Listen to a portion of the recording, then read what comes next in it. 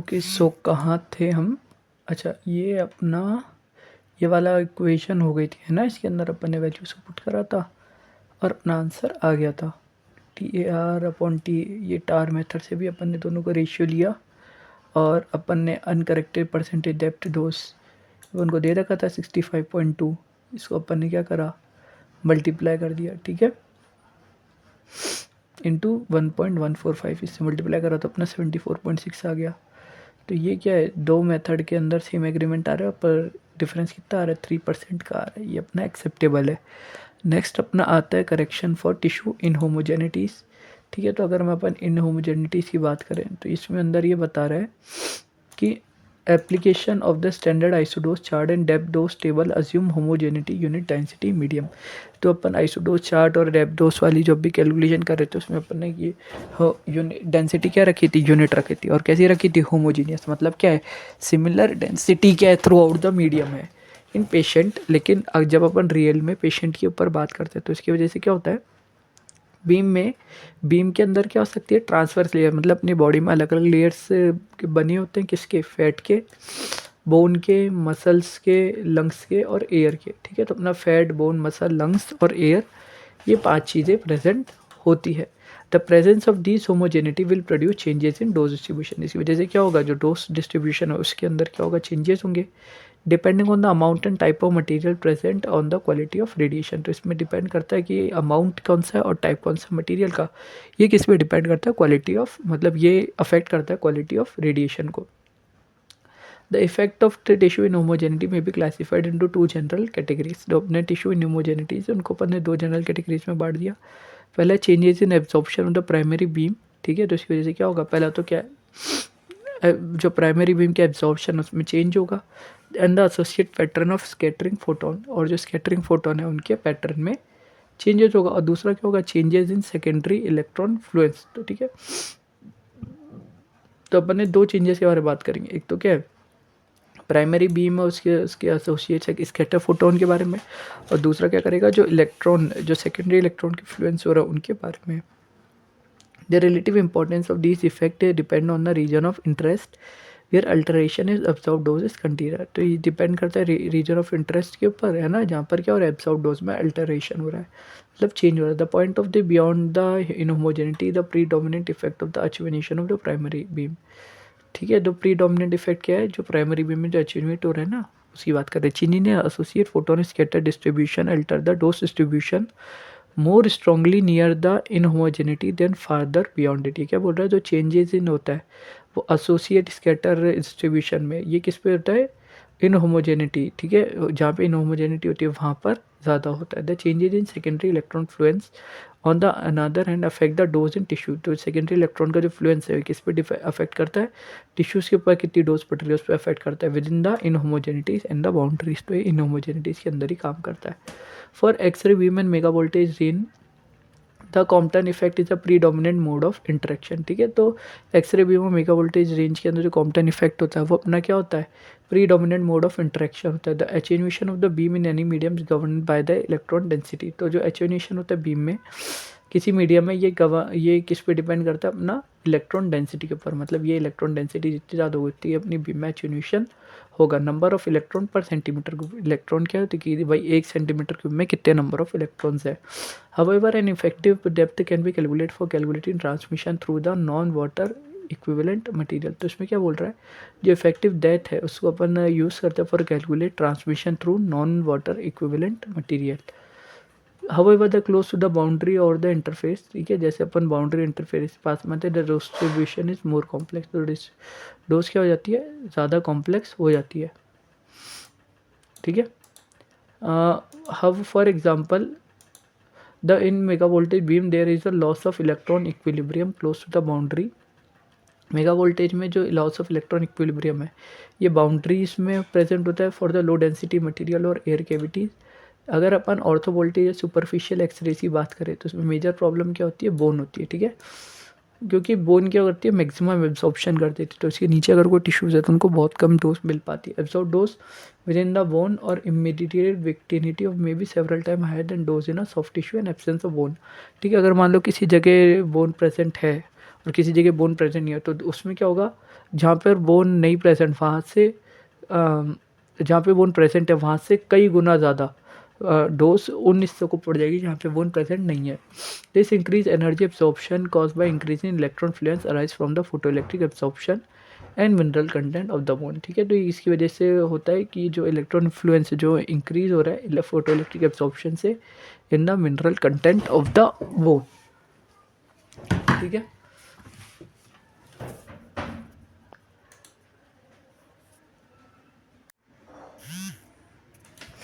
ठीक है। तो अब आता है अपना नेक्स्ट टॉपिक जिसको बोलते हैं करेक्शन फॉर बीम एटेन्यूएशन और स्कैटरिंग। तो इसमें अपना जो बीम को करेक्शन या अपनी स्कैटरिंग करनी है उसके अंदर अपन क्या करते हैं, करेक्शन करना है। फिगर 12.20 की बात करें, ये रहा। तो इसके अंदर क्या सिस्टमेटिक डायग्राम बता रहा है वाटर इक्विवेलेंट फैंटम का। ठीक है, containing an inhomogeneities for the electron density rho related to that of water. ठीक है, तो इसमें अपना क्या बता रहा है कि ये जो क्या बता रहा है, इलेक्ट्रॉन डेंसिटी पीई बता रहा है। ये पीई क्या है, related to that of water. तो वाटर के मुकाबले में जो इलेक्ट्रॉन डेंसिटी है वो क्या है, ठीक है, पीई, और as compare to electron density in water.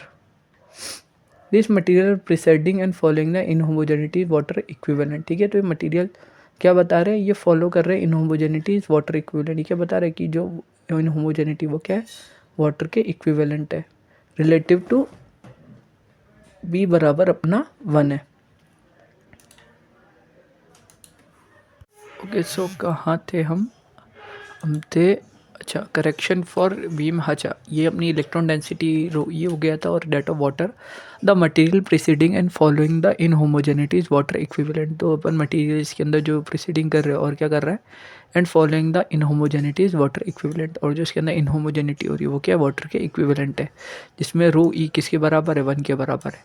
Literal dimension of this composite phantom are assume infinite और much larger than that of field size. तो इसके अंदर अपन ने जो लिटरल डायमेंशन है, क्योंकि कंपोजिट फील्ड साइज ये है ना, कंपोजिट फैंटम, इसको अपन ने क्या कर रखा है, इन्फाइनाइट कर रखा है। ठीक है, तो उसमें अपने जो लेंथ ब्रेथ वगैरह होती है उसको अपन ने क्या इन्फाइनाइट रख रखा है, और मच लार्जर। इन्फाइनाइट का मतलब जैसे अपना जो फील्ड साइज है उससे काफ़ी बड़ा है। ठीक है, इतना रख रखा है। इन्फाइनाइट का मतलब ये नहीं कि इन्फाइनाइट रखा, मतलब जो फील्ड साइज के रिलेटिवली काफ़ी बड़ा है।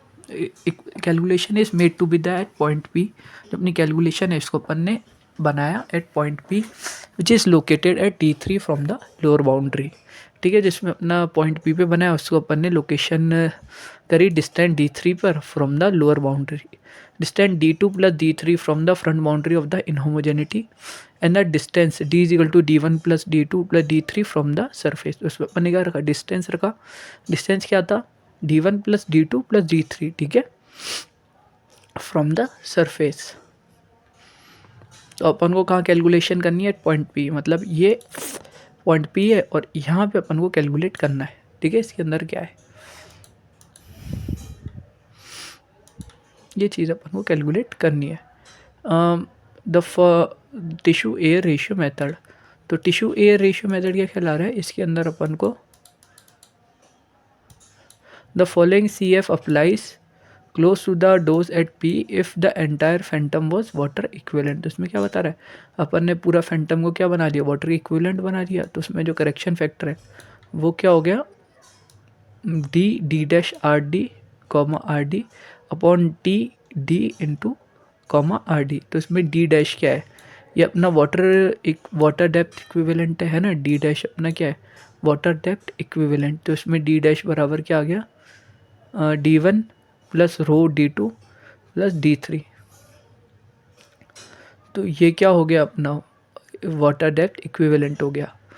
एंड डी गैस में एक्चुअल डेप्थ ऑफ पी है फ्रॉम द सरफेस, और उसमें जो डी है ना, जो कि D1 plus D2 plus D3, ये क्या एक्चुअल डेप्थ है, मतलब वाटर की वजह से होने वाली डेप्थ और एक actual depth. And RD is a field size projected from the point P. इसमें RD क्या फील्ड साइज है जो कि अपन P की लगा रहे थे। Above correction method does not take into the account of the position of the inhomogeneity relative to the point P। इसमें अपन क्या है कि अपन इसको ज़्यादा काम में नहीं लेते, क्योंकि पोजीशन ऑफ इनहोमोजेनिटी क्या है, रिलेटेड है to the point P. In other words the correction factor will not change D3 as long D1 and D dash remain constant. तो क्या बोल रहा है कि अपन जो D3 है इसको अपन चेंज नहीं कर सकते है ना, क्यों, क्योंकि क्या होता है D1 और D डैश अगर कांस्टेंट है तो अपन ये मेथड इसमें काम में नहीं लेते।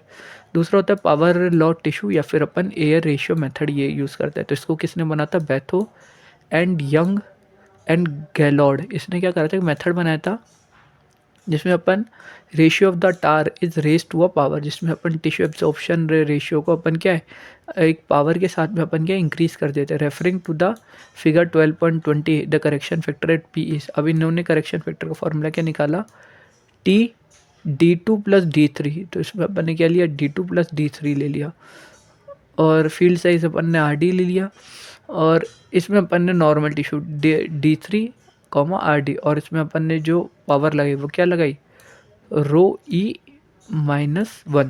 ठीक है।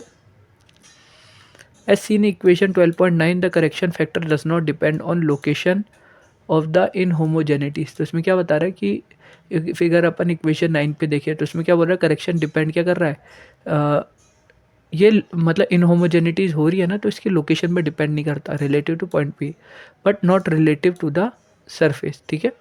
This formulation based on theoretical conception on assuming the Compton interaction only. इसमें क्या है, इंटरेक्शन को कौन सा माना है, कॉम्पटन इंटरेक्शन ही माना है। इस does not apply to the point inside the inhomogeneities और इन बिल्डअप रीजन। ठीक है। तो इसके अंदर जो बिल्डअप रीजन के अंदर जो इनहोमोजेनिटीज हो रही है तो उसके अंदर इसको कंसिडर नहीं करा गया। Experimental verification of this model has been proved for cobalt 60 gamma beams. तो इसमें जो एक्सपेरिमेंटल वेरिफिकेशन इस मॉडल का इसमें क्या करा, फॉर कोबाल्ट 60 गामा बीम्स ये अपन ने बनाया। The most general form of the power law method is provided by the Sontag and Cunningham. ठीक है। तो इसमें मोस्ट प्रॉपर लॉ मेथड किसने प्रोवाइड करा, सोनटैग और सुनिंगम में, जिसने अपना क्या बताया, election from the correction of point to the dose with in the homogeneity. इन्होंने क्या बताया, जो इन होमोजेनिटीज़ के अंदर है उसके अंदर करेक्शन कैसे करे उसका बताया, और उसके नीचे भी। तो करेक्शन फैक्टर क्या हो गया, T D3, ρ3 minus ρ2 upon T D2, D3, RD1 minus ρ2। जिसमें अपना ρ3 है, ये क्या है, density of the material for which P point lies. मतलब ये जो P पॉइंट जिस मटेरियल है में है उसकी क्या है, D3, मतलब वो इसकी डेंसिटी है P3। ठीक है। ये अपना P3 है, और D3 क्या है, इसकी डेप्थ पे है। ठीक है। ये अपना D3 क्या है, इसकी इस टिश्यू के अंदर इसकी डेप्थ पे है। P2 क्या है, density of the overlying material. P2 क्या है, इसमें डेंसिटी है ओवरलैइंग मटेरियल की। D2 plus D3 is the depth below the upper surface of it. D2 plus D3, ठीक है। ये जो डेप्थ है ये क्या है, it is a depth below the upper surface of it. ठीक है। अपर सरफेस से जो डेप्थ है ये, it may be point of the equation 12.0 equation reduce to equation 12.9, जो अपनी 12.0 है, 12.10 है, इसको अपन 12.9 में रिड्यूस कर देते हैं। If the P lies in unit density है शोन इन फिगर 12.2। अगर अपना क्या हो रहा है, इसमें यूनिफॉर्म डेंसिटी मीडियम शो कर रहा है। तो नेक्स्ट आता है अपना equivalent tissue air ratio method. तो ये क्या बोल रहा है, equivalent tissue air ratio method क्या होता है, the use of water equivalent depth in equation 12.8 approximately correct for primary component of dose. ठीक है। तो इसमें क्या जो प्राइमरी कंपोनेंट ऑफ डोज है उसको क्या कर देता है, करेक्ट कर देता है। However the change in scatter dose is not correctly predicted. लेकिन क्या जो स्कैटर डोज है उसके अंदर चेंज को ही करेक्टली प्रिडिक्टेड नहीं कर सकता, क्योंकि क्या होता है, the effect of scattering structure depend on geometric arrangement with respect to point P. तो उसमें जो स्कैटरिंग स्ट्रक्चर्स है वो डिपेंड क्या करता है कि भाई पॉइंट पी के ऊपर क्या है, ज्योमेट्रिक अरेंजमेंट कैसा है। तो उसमें जो स्टोंगेन एंड क्यूनिगम है, तो इन्होंने ज्योमेट्रिक फैक्टर्स को देखा और उसके बाद क्या करा, scaling of the field size parameter, और जो फील्ड साइज पैरामीटर उसको स्केल करा। The method using equivalent air tissue ratio ETAR is given by. तो जो अपना इक्विवेलेंट एयर टिश्यू रेशियो है उसको अपन ने किस टाइप से बना, न करेक्शन फैक्टर है जो कि होता है अपना TD डैश R डैश और T होता है D R। ये अपना नॉर्मल करेक्शन फैक्टर, जिसमें D डैश तो क्या वाटर इक्विवेलेंट डेप्थ है, D क्या एक्चुअल डेप्थ है ना, R क्या beam dimension of the depth है, और R डैश बराबर R है, R डॉट रो ये स्केल फील्ड साइज डायमेंशन है, ठीक है, जो फील्ड साइज अपन ने स्केल करी ना वो वाली है। और पी क्या है, weighted density of the irradiated medium है। The weighted density rho can be determine by the average procedure. तो उसमें जो अपना ये वाला जो रो है इसको अपन कैसे बना सकता है, तो इसमें अपन ने Simmba sigma Simmba row I J के comma W J K sigma sigma sigma अपन डब्ल्यू जे के।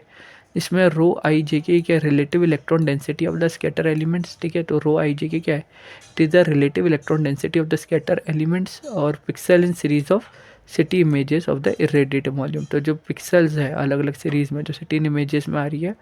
और डब्ल्यू जी क्या है, वेटेड फैक्टर है हर एक एलिमेंट्स का जो in terms of relative contribution में है of the scatter dose at a point of calculation. तो जहाँ जहाँ जो भी इनहोमोजेनिटी यानी वो सब सारे पॉइंट्स का अपन ने क्या कर दिया, समिंग अप कर दिया।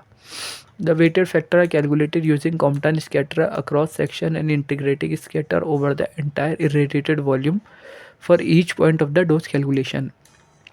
तो ये क्या बोल रहा है, जो वेटेड फैक्टर्स है उनको अपन ने कैलकुलेटेड करा using the Compton scatter section, जो है ना, जो अपन ने कॉम्पटन स्कैटर जो क्रॉस सेक्शन करा, इंटीग्रेटेड स्कैटर करा over the entire irradiated volume for each point of the dose calculation. A more practical approach is to coalesce of all density information from individual slicing into single equivalent slice। तो इसमें क्या है, जो अपन ने more practical approach किया है इसमें density information है फॉर इंडिविजुअल सीरीज को अपन स्लाइस करा single equivalent slice, thus reducing the volume integration to the integration over the plane. तो उसमें अपन ने जो वॉल्यूम इंटीग्रेशन उसको इंटीग्रेटेड करा over the plane. Details of this by the Sontag and क्यूमे। The alternative approach of ETAR method is to calculate scatter dose separately from the primary dose using the summing of the scatter contribution for individual elements in the irradiated heterogeneous volume। तो ये क्या बोल रहा है कि अपन जो ETR method को calculate करने का है जिसमें अपन स्कैटर डोज को सेपरेटली करते हैं, तो अपन ने क्या करा, by summing of the scatter contribution, मतलब हर एक इंडिविजुअल स्कैटर एलिमेंट का जितना भी स्कैटर कॉन्ट्रीब्यूशन हो रहा है उन सबको समिंग अप कर दो, है ना, जो कि एक इरेडिएटेड हेट्रोजीनियस वॉल्यूम के अंदर है। मेथड सच ए डेल्टा वॉल्यूम डोज स्प्रेड अरे डीएसए और डिफरेंशियल पेंसिल बीम, ये सब तीन चीज़ करी गई जिससे अपन क्या कर रहे हैं, multiple scattering of photon electron transport को प्रेडिक्ट कर सकते हैं। डोज कितनी लगनी चाहिए as well as region where the electronic equilibrium does not exist, जहाँ पे इलेक्ट्रॉनिक इक्विलिब्रियम एग्जिस्ट नहीं करता वहाँ पे क्या है, multiple scattering of photon electron transport से अपन क्या डोज को प्रेडिक्ट कर सके। और इसमें क्या होता है, मॉडल बेस एल्गोरिदम करी यूजिंग डोज करना, कॉन्वोल्यूशन, सुपर इम्पोजिशन एल्गोरिदम्स और मोंटे कार्लो टेक्निक्स को जब अपने चैप्टर 9 में इस्तेमाल करा, ये टेक्निक अपनी इस्तेमाल करी गई। नेक्स्ट आता है अपना आइसोडोज शिफ्ट मेथड। नेक्स्ट क्या आता है अपना मेथड आइसोडोज शिफ्ट मेथड। ये आइसोडोज मेथड जो था उसको प्रपोज करा था ग्रीन एंड स्टुअर्ट ने और स्टर्नबॉल में, जो कि करता है manually corrected isodose chart for the presence of inhomogeneities, ठीक है। तो इसमें अपना क्या होता है, मैनुअली अपन आइसोडोज चार्ट में करेक्ट करता है। This isodose curve beyond the inhomogeneity are move by the equal amount of the n times to the thickness of inhomogeneities. जो भी क्या आइसोडोज कर्व को अपन मूव करते हैं इक्वल टू एन टाइम जितनी क्या इनहोमोजेनिटीज की थिकनेस है। As a measure along the line parallel to the central axis, इसमें क्या है, मेजर करते हैं to the line parallel to the central axis and passing through the point of interest. और ये क्या पैसे कैसे पास करती है, through the point of interest, the shift toward the skin for bone and away from the skin for lung air cavity, ठीक है। तो इसमें शिफ्ट क्या करते हैं, अगर स्किन फॉर बोन है तो अपन क्या करते हैं, टुवर्ड द शिफ्ट करते हैं, है ना, और अवे द शिफ्ट कब करते हैं, जब अपना skin for lungs and air cavities, मतलब पहले मान लो अगर ये इस पहले स्किन है ना, स्किन, और यहाँ पर अगर एयर है तो अपन जो डोज है उसको क्या कर देंगे, जो आइसोडोज कर्व है उसको क्या कर देंगे अपन ऐसा अवे शिफ्ट कर देंगे। और अगर मान लो अपना इस स्किन है और नीचे बोन है ना, ये अपना बोन है, तो अपन क्या कर देंगे ऐसे टुवर्ड्स शिफ्ट कर देंगे। Table 12.2 gives the experimentally determined value of N can apply for 12.2 table, ये अपना, ठीक है। तो ये इन होमोजेनिटीज है, लंग एयर कैविटी और लंग हो, हार्ड बोन है, स्पॉन्जी बोन है, तो अपन को कितने कितने शिफ्ट फैक्टर पे काम करना है। Typical correction factors, typical correction, the none of this method discuss above can claim the accuracy of +-5% for irradiation condition encountered in radiotherapy. तो क्या बोल रहा है कि जितने भी मेथड ऊपर डिस्कस हो रहे हैं ये क्या करते हैं, ये एक्यूरेसी करते हैं। वह मतलब ये जो क्लेम नहीं करते कि ये +-5% की एक्यूरेसी पर सारे इरेडिएशन कंडीशन को एनकाउंटर कर देता है। The new generation of algorithm taken account in 3D shape of the irradiative volume. तो अब क्या हो गया, न्यू जनरेशन ऑफ एल्गोरिदम आई जिसने क्या करा, 3D शेप, जो भी इरेडिएटिव वॉल्यूम है उसका 3D शेप बनाया और जो इलेक्ट्रॉन ट्रांसपोर्ट है उसको एक्सेप्ट करा to achieve the goal, but are still under development. लेकिन ये क्या है, अभी भी डेवलपमेंट में है। टेंजियल have compare the few commonly method, ठीक है। तो उसमें को मेन कॉमनली मेथड बताया जैसे TAR, द ETAR और generalize Batho against the measure data using the heterogeneous phantom containing layer of polystyrene in cork, ठीक है। तो उसमें जो डेटा मेजर करा गया containing the layer of polystyrene and cork, the result show the geometric consider the TAR method over estimate the dose for all energies. इसमें जो TAR method है इसको ओवर एस्टिमेट करा the dose for all energies. The ETR is the best suited for low energy beams. अगर मान लो 6 megavolt से कम energy है तो अपन क्या ETR को बेस्ट सूटेड मेथड है। और C है the generalize Batho method is best in high energy range. अगर अपना 10 मेगा इलेक्ट्रॉन वोल्ट से ज़्यादा का है तो अपन क्या लिया, बैथो मेथड को कंसिडर करा गया।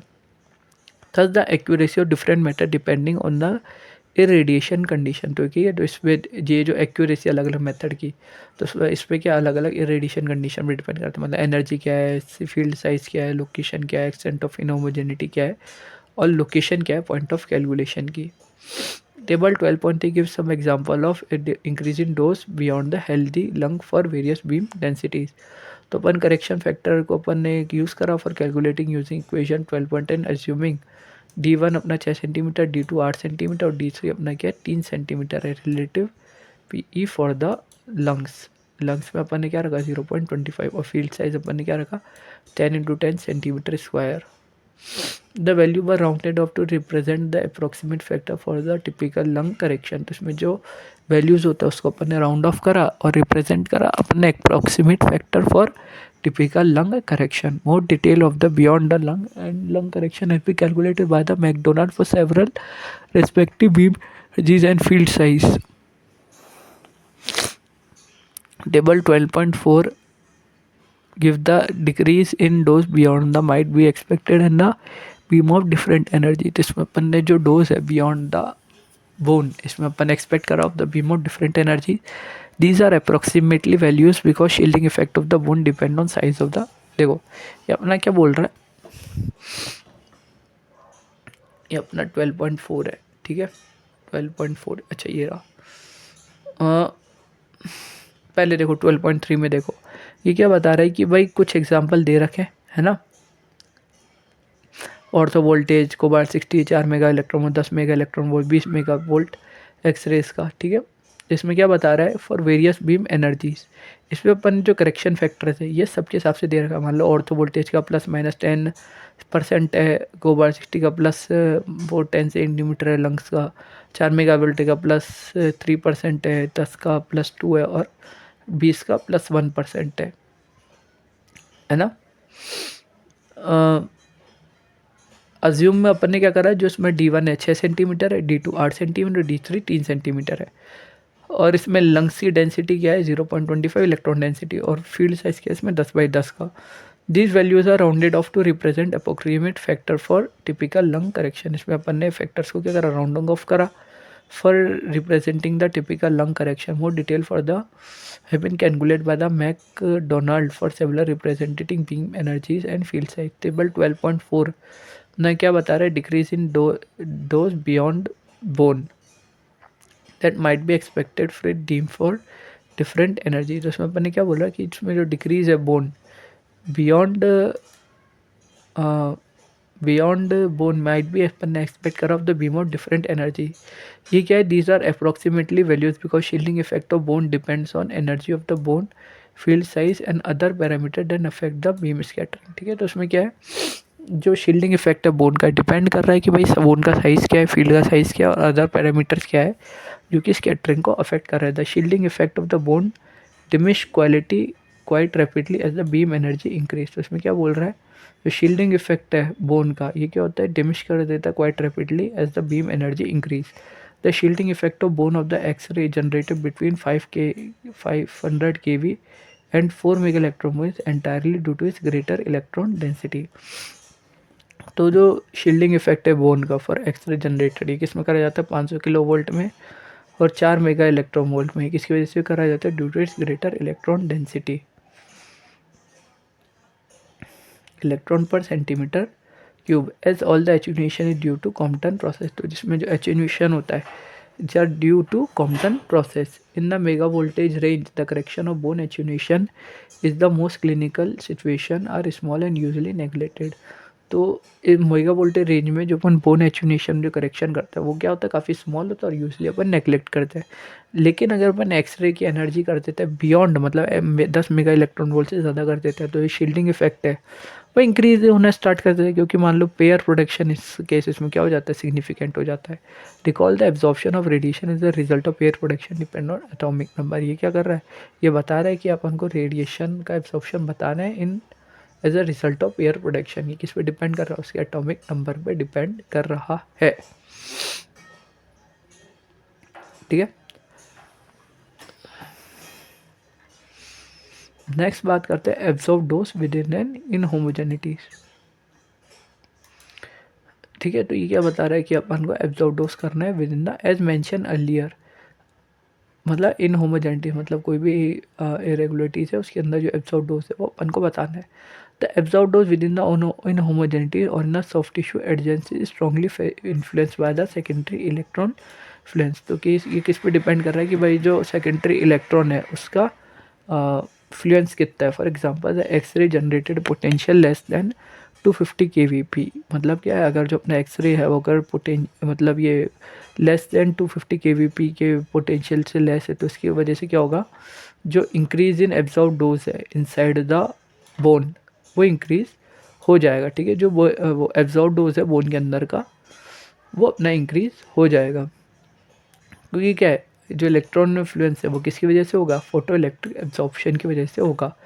स्पाइसर है made a comprehensive study on absorb dose with in the mineral bone as well as with in the soft tissue component of the bone. तो इन्होंने क्या बताया कि जो स्पाइयर है इन्होंने क्या कर कॉम्प्रिहेंसिव स्टडी करा एब्जॉर्ब डोज को मिनरल बोन के अंदर as well as soft tissue components of the bone. An interesting reader refer to the original work of the Jones and Cunningham for details.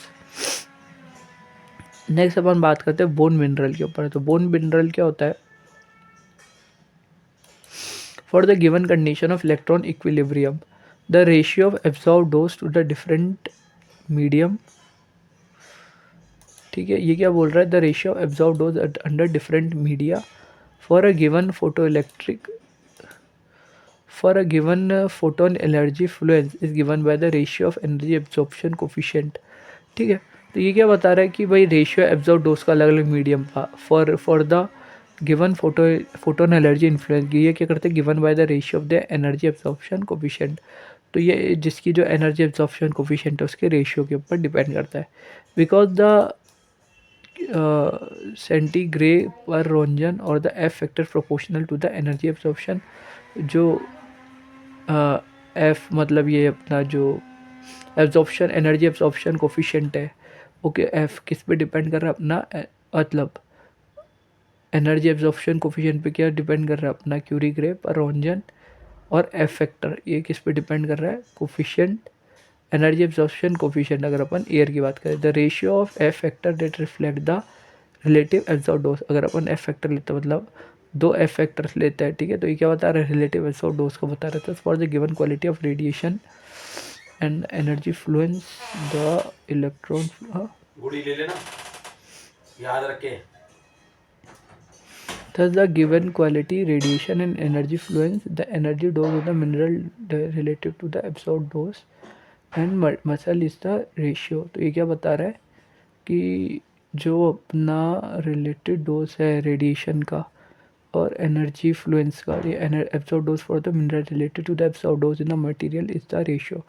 तो ये क्या बता रहा है कि द रेशियो जो एफ फैक्टर है रिफ्लेक्ट कर रहा है रिलेटिव एब्जॉर्ब डोज को, और ये क्वालिटी रेडिएशन एनर्जी फ्लुएंस का ये जो एब्जॉर्ब डोज है बोन मिनरल का ये किस रेशियो के अंदर आ रहा है अपना, F of bone upon F of muscle, और अपन क्या लिख देते हैं म्यू अपॉन रो, जो कि अपने एनर्जी एब्जॉर्प्शन कोफिशिएंट है, और बोन मसल्स का under electron equilibrium condition. Figure 12.21, figure 12.21 ये रहा। इसमें क्या है, परसेंटेज डेप्थ डोज है ना, और अपॉन डेप्थ के अपने बीच में क्या बता रहा है, चार्ट बना के बता रहा है। For an ortho voltage beam incident on a composite phantom containing 2 centimetre thick bone, और एक कंपोजिट फैंटम है जिसके अंदर एक 2 सेंटीमीटर की थिक बोन है। Because of the quality of radiation of bone into बसल, ये कितना होता है 1.9 इंटू 0.94, किसके बराबर होगा 2.0। The dose in a first layer of the bone will be about twice as that of much soft tissue. तो क्या बोल रहा है, ये जो डोज है फर्स्ट लेयर की बोन में, ये क्या होगी, एज ट्वाइस होगी as compare to that of soft tissue. ठीक है, तो जो बोन लेयर के अंदर जो फर्स्ट बोन की फर्स्ट लेयर है उसकी जो डोज होगी वो ट्वाइस होगी as compare to soft tissue. For in the subsequent layer, अगर अलग अलग लेयर होती है, the dose will drop from this value due to increase attenuation of the bone. Bone क्या करेगी, वो डोज को एचेनुएट कर देगी, इसकी वजह से क्या होगा, डोज जो सब्सिक्वेंटली ड्रॉप ऑफ हो जाएगा।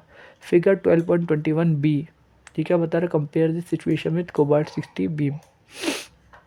देखो ये क्या बता रहा है, ये देखो ये पे तो पहले अपना ऑर्थो वोल्टेज बीम के लिए था, और ये सेकंड वाला क्या है अपना कोबाल्ट 60 बीम के लिए है ना। तो इसके अंदर क्या आता है, सिंस बोन और बोन टू मसल 0.955 और 0.957 इज इक्वल टू 0.96। अब इस एनर्जी में क्या होगा, डोज होगी मिनरल डेंसिटी की for the cobalt 60 beam is slightly less than that of expected in the soft tissue. ये क्या बोल रहा है कि जो बोन मिनरल है कि वो कोबाल्ट 60 की बीम के अंदर इसमें क्या होगा, स्लाइटली लेस होगा as expected in the soft tissue. Beyond this bone the dose is reduces due to shielding effect of the bone.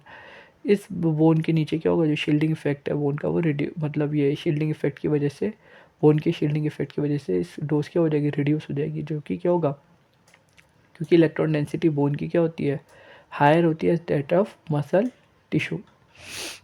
Table 12.5 column 3 give the change in dose expected in the bone mineral for different energy beam.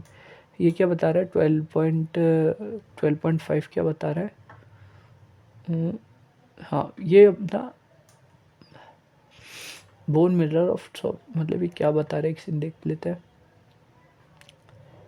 12.5 ये क्या बता रहा है, ये change कर रहा है dose expected in bone mineral for different energy beam, अलग अलग एनर्जी बीम के हिसाब से है ना, बोन मिनरल के हिसाब से उनकी क्या बना रही है, एब्जॉर्प्शन अलग अलग बता रहा है। ठीक है,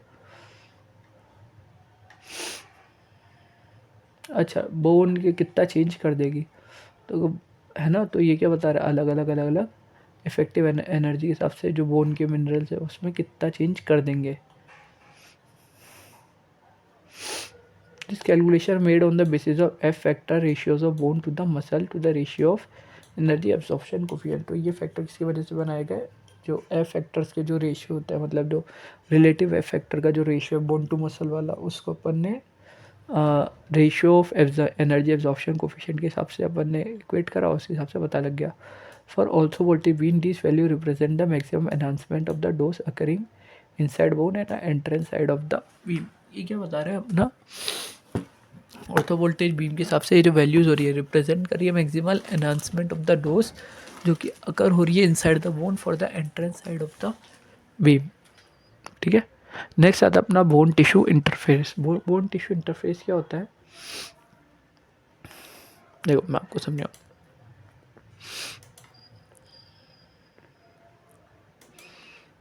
अपनी एक बोन होती है ना, और ये बोन का बीच का सेंट्रल कैनाल होता है। अब क्या है, बोन के अंदर बेसिकली दो पार्ट से बना होता है। बोन दो पार्ट होता है, एक इनऑर्गेनिक एक ऑर्गेनिक। जो इनऑर्गेनिक पार्ट होता है it is made up of bone mineral of the great importance biologically, however, is the dose for the soft tissue embedded in the bone और adjacent to the bone। ठीक है, तो ये क्या होता है, जो सॉफ्ट टिश्यू होता है, मतलब ये वाला जो इसको अपन बोन मैरो कहते हैं, इसको अपन क्या कहते हैं, बोन मैरो। ठीक है,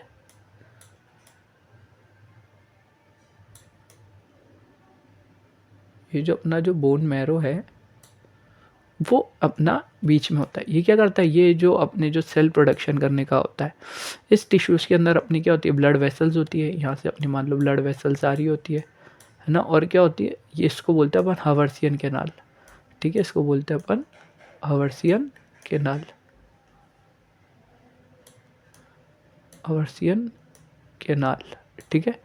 ये अपना हवर्सियल कैनाल है, इसके अंदर अपना ब्लड होता है, सॉफ्ट टिश्यूज़ होता है, कुछ सेल्स होता है इसके अंदर, ऑस्टियोसाइट्स के ऐसे सेल्स होते हैं। ऑस्टियोसाइट्स क्या होता है, ये अपने बोन फॉर्मेशन, बाकी के जो बोन फॉर्मेशन करता है उसके अपनी सेल्स होता है। और क्या होता है, अपना बोन मैरो होता है। दीज स्ट्रक्चर्स की क्या होती है, they have the small thickness ranging from few microns two millimetre. In structures की बहुत छोटी थिकनेस होती है, कुछ माइक्रोन से मिलीमीटर की। When the thickness of the soft tissue structure in bone is small as compare to the range of electron transfer rate. अगर अपनी क्या है, थिकनेस ऑफ सॉफ्ट टिश्यू है इस स्ट्रक्चर की बोन में, ये स्मॉल है as compare to the range of electron transfer rates, ये अपन कंसिडर कर सकते हैं एज अ ब्रैगरे कैविटी।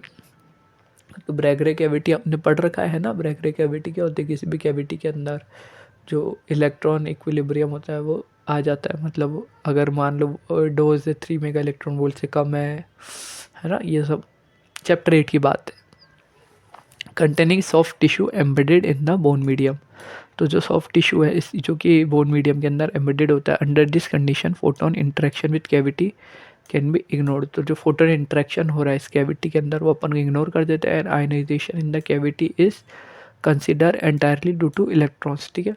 तो अपन क्या बोलता है, जो फोटोन इंटरेक्शन हो उसके अपन इग्नोर कर देते हैं। और क्या बोल रहा है, जो कैविटी में आयनाइजेशन हो रहा है it is due to primary due to electron. Electron में कौन सा आ गया, अपने फोटो इलेक्ट्रिक इफेक्ट हो गया, कॉम्पटन इफेक्ट हो गया, या अपना पेयर प्रोडक्शन इलेक्ट्रॉन हो गया। This are originating from the surrounding material, जो कि ओरिजिनेट हो रहा है from the surrounding material. The dose to a very small volume of the soft tissue embedded in bone DSTB assume there is no perturbation of the photon और electron Fluence, ठीक है। तो ये क्या बता रहा है कि भाई ये डोज जो कि वेरी स्मॉल वॉल्यूम है सॉफ्ट टिश्यू की, अपन जो एम्बेडेड करते हैं बोन में, कि भाई बोन के अंदर कोई पर्ट्यूबेशन नहीं है और कोई इलेक्ट्रॉन फ्लुएंस नहीं है। तो ये क्या बता रहा है, जो STB है मतलब जो small volume of soft tissue embedded in volume, मतलब है ना, जो अपना STB है, तो ये क्या होता है अपना डेंसिटी ऑफ, अच्छा, dose surrounding the bone matrix, जो बोन मैट्रिक्स के अंदर जो डोज सराउंड है वो डॉट, ये होता है अपना average mass collision stopping power, ठीक है, एस अपॉन रो। ये अपना क्या बात है, average mass collision stopping power of क्या हो गया, soft tissue to that of bone, ST soft tissue, और ये अपना क्या आ गया, बोन फॉर द इलेक्ट्रॉन। तो ये फॉर्मूला आपको याद होना चाहिए, DSTB is equal to DB dot rho S upon rho bracket ST upon ST और B, ये अपना आ जाता है। ये क्या प्रोडक्ट है अपना, dose in the surrounding bone matrix और average collision mass stopping power of the soft tissue and bone to bone. I discussed earlier in the section B point in a B.1 a dose at any point on the bone minerals added to the dose S soft tissue. अभी क्या बोल रहा है कि जो bone mineral के अंदर कोई सा भी डोज है एनी पॉइंट का, किस पे डिपेंड करता है, मतलब किससे रिलेट करता है, सॉफ्ट टिश्यू पे डिपेंड करता है। अगर अपन बोन को अपन रिप्लेस कर दे होमोजेनियस मीडियम जो कि सॉफ्ट टिश्यू का होता है, तो ना कि क्या हो गया, डेंसिटी ऑफ बोन मैट्रिक्स कितना हो गया, density of the soft tissue upon mu upon row, mu upon रो क्या हो गया अपना,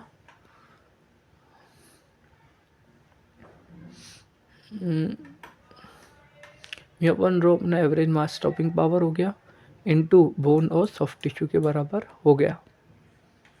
फिर अगर अपन इसके अंदर अगर अपन दोनों इक्वेशन को कंबाइन कर दे तो क्या हो गया, DB is equal to soft tissue into mu upon rho into dot S upon rho into ST into B।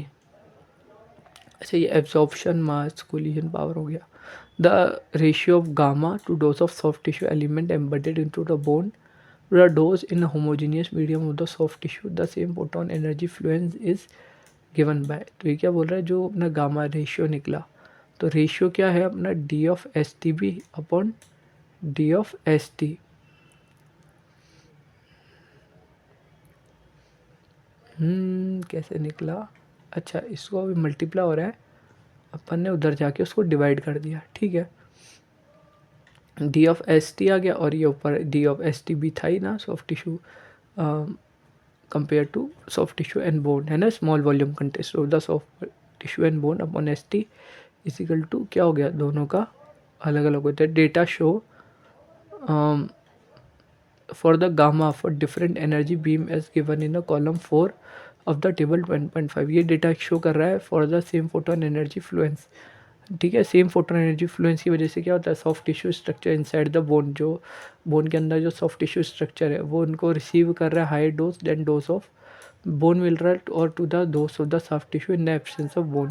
ये क्या बोल रहा है कि जो सॉफ्ट टिश्यू स्ट्रक्चर है जो कि बोन के अंदर है उनको हायर डोज मिल रही है than that of dose of bone मिल रहा है to the dose of soft tissue in the absence of bone. अगर बोन की एब्सेंस है तो उसमें क्या है, जो डोज है सॉफ्ट टिश्यू को वो बोन मिनरल ये चीज़ डोज ज़्यादा मिल रही है।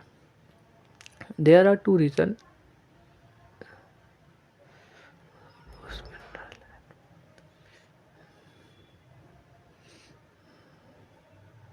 ये क्या बोल रहा है भाई, डोज के अंदर जो सॉफ्ट टिश्यू वाले स्ट्रक्चर्स है, मतलब ये जो अपना सॉफ्ट टिश्यू वाले स्ट्रक्चर्स है उनको क्या है यहाँ पे डोज बहुत ज़्यादा मिल रही है ना, और यहाँ पर क्या हो रही है, डोज बहुत कम मिल रही है।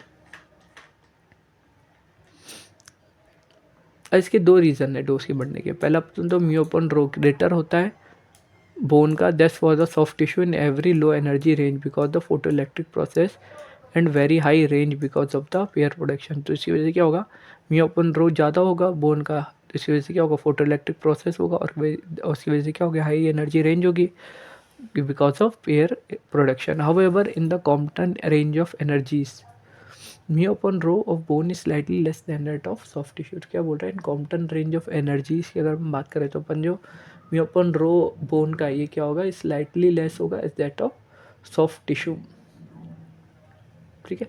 बी अपना क्या बोल रहा है, एस अपन रो ये क्या होता है, ग्रेटर होता है for soft tissue at all energy. ये क्या बोल रहा है, जो एस अपन रो है ये क्या होगा, ज़्यादा होगा for soft tissue of all energy because it contain greater number of electron per unit mass. तो इसमें क्या होता है, जो इलेक्ट्रॉन होते हैं पर यूनिट मास के वो क्या होता है, ज़्यादा होता है ना, देन डेट ऑफ बोन। तो इसमें अपना जो बोन है उसके मुकाबले में जो number of electron per unit mass से काफ़ी ज़्यादा होता है। The combined effect of A and B gave rise to the higher dose to the soft tissue embedded in the bone than that of surrounding bone mineral or the homogeneous tissue soft tissue in the absence of bone। तो क्या बोल रहा है कि उसकी वजह से जो सॉफ्ट टिश्यू है बोन के अंदर एम्बेडेड है that of surrounding bone minerals और उनको ज़्यादा मिलेगी एज़ कम्पेयर टू द, अगर बोन के एब्सेंस में अगर कोई सॉफ्ट टिश्यू है उसको कंपेयर में। In the clinical situation the dose to a very small cavity inside the bone may be calculated of the following equation. तो अब अपन इसको क्या कैलकुलेट करने के लिए इक्वेशन आई है, तो इसमें आता है dose of small volume present in the soft tissue inside the bone is equals to क्या आ गया, dose of soft tissue dot gamma, ये अपना करेक्शन गामा रेशियो डॉट लगा दिया अपना टिश्यू मैक्सिमम रेशियो, ये आता है अपना T of S T dot P B into T B और दूसरा हो गया T M R T S T plus T B. तो टी एस टी और टी बी क्या है, ये थिकनेस है सॉफ्ट टिश्यू और बोन की, ठीक है। तो मैंने सॉफ्ट टिश्यू और बोन की थिकनेस को भी कंसिडर कर दिया उसके अंदर, जो मैक्सिमम रेशियो कितना आ रहा है, ठीक है, compare to the transfer of the beam before reaching of the point of interest. तो क्या अपन ने पॉइंट ऑफ इंटरेस्ट आने से पहले अपन ने इस पॉइंट को भी कंसिडर कर लिया। डी बी क्या है, रिलेटिव इलेक्ट्रॉन डेंसिटी है बोन की, और टी एम आर क्या है, इस is the tissue maximum ratio of the given field size, ठीक है।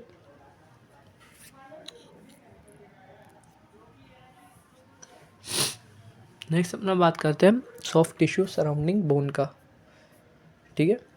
तो अपना सॉफ्ट टिश्यू सराउंडिंग बोन क्या बोल रहा है, on the entrance side of the photon beam there is a dose enhancement in the soft tissue adjacent to the bone.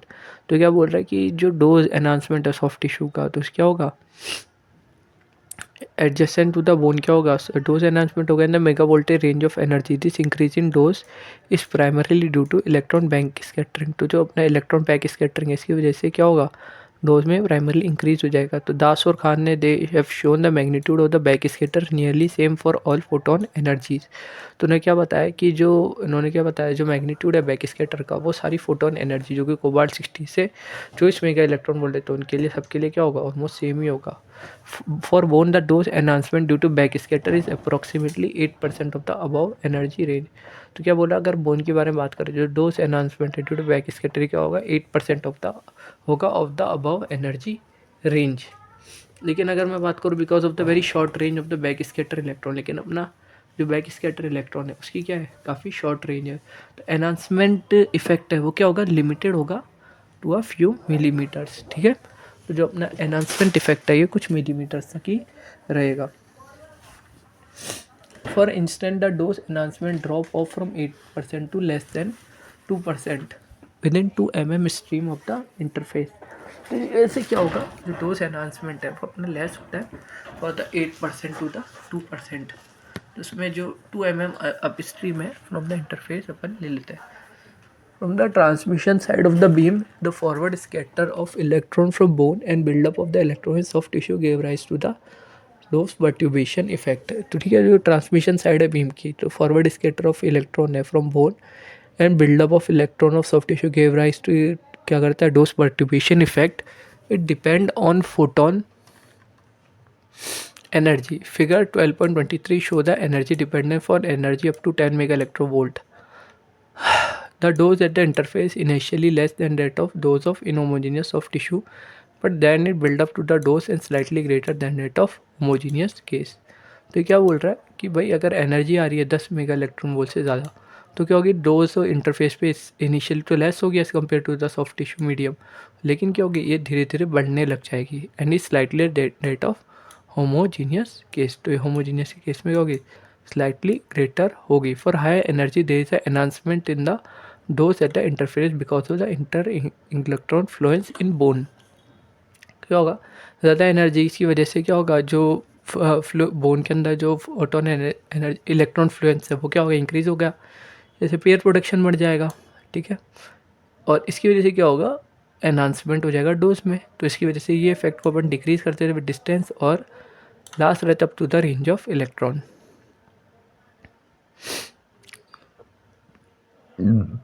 The practical clinical situation regarding dose problem is shown in figure 12.24। ठीक है, तो उसमें तो ना dose related problem है। It show the example of type dose distribution expected to the treated with parallel opposite beam। तो अपन ने पेशेंट को किससे ट्रीट करा, पैरेलल अपोजिट बीम से। Those are normalized to the midpoint dose except the inhomogeneous soft tissue medium। तो इसमें अपन ने क्या बोला, डोज को नॉर्मलाइज रखा टू द मिड पॉइंट, है ना। In the homogeneous of the dose corrected for the increased bone attenuation shielding effect alone show the dose reduction throughout। तो डोज को अपन तो नॉर्मलाइज रखा, तो डोज करेक्ट करा अपन ने for the increase bone attenuation, जिसको बोलते हैं अपन शील्डिंग इफेक्ट। अलोन क्या शो करा, dose reduction throughout. The magnitude of this reduction depend on the bone thickness related to the soft tissue thickness. ठीक है, तो डोज डिस्ट्रीब्यूशन में क्या आ रहा है, मतलब ये देखते हैं अपन 6 मेगा इलेक्ट्रॉन वो फोटोन बीम है ना, ये किस पे depend,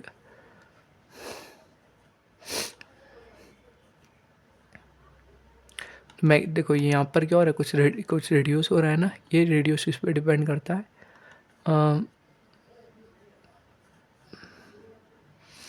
alone the magnitude of the reduction किस पे डिपेंड कर रहा है, बोन की थिकनेस के ऊपर related to the soft tissue thickness, bone की डेंसिटी के ऊपर और बोन बीम की एनर्जी के ऊपर। The actual distribution of the presence of bone include the bone attenuation and bone tissue interface. ठीक है, तो इस किस पे डिपेंड कर रहा है, बोन के एचुनेशन पे और बोन टिश्यू इंटरफेस पे। ये फैक्ट डिस्कस करते हैं अपन earlier. The effect of the mega voltage range of energy cause increase dose to the soft tissue adjacent to the bone but the net increase is not significant at lower energies. तो क्या बोल रहा है कि ये जो dose to soft tissue है effect का, ये अपन एडजेसेंट नहीं होता बोन के, बट ये क्या होता है, नेट इंक्रीज क्या होती है एट लोअर एनर्जीज पे काम नहीं करता। However, for the pair production process becomes significantly at higher energies, electron range increases appreciably, enhancement of the dose occurs soft tissue interference. ठीक है, हाई एनर्जीज पे क्या होता है, ये पेयर प्रोडक्शन प्रोसेस सिग्निफिकेंट हो जाता है, इलेक्ट्रॉन रेंज इंक्रीज हो जाती है, इसकी वजह से जो एनहांसमेंट है डोज का वो क्या हो जाता है, इंक्रीज हो जाता है। ठीक है, नेक्स्ट अपन बात करते हैं अपने लंग टिश्यूज़ के बारे में। तो क्या बोल रहा है, dose with in the lung tissue is primarily govern by its density. जो डोज है अपना लंग टिश्यू में किस पे डिपेंड करता है, अपना प्राइमरली डेंसिटी पे इंक्रीज डिपेंड करता है ना। तो जो डेंसिटी पे इंक्रीज करता है, discuss in section 12.5 the lower lung density give rise to the higher dose within and beyond the lungs. ठीक है, तो ये क्या बोल रहा है, अपनी लंग्स में आपको पता है ही कि मतलब लंग्स क्या होता है, अपना एयर बैग्स की तरह होता है ना। तो लंग टिश्यूज़ पे कितनी डोज पड़ेगी तो डेंसिटी पे डिपेंड करता है। अगर लंग डेंसिटी क्या होगी, लोअर होगी, तो उसकी वजह से क्या होगा, हायर डोज होगा, है ना, विद इन द और बियॉन्ड द लंग्स।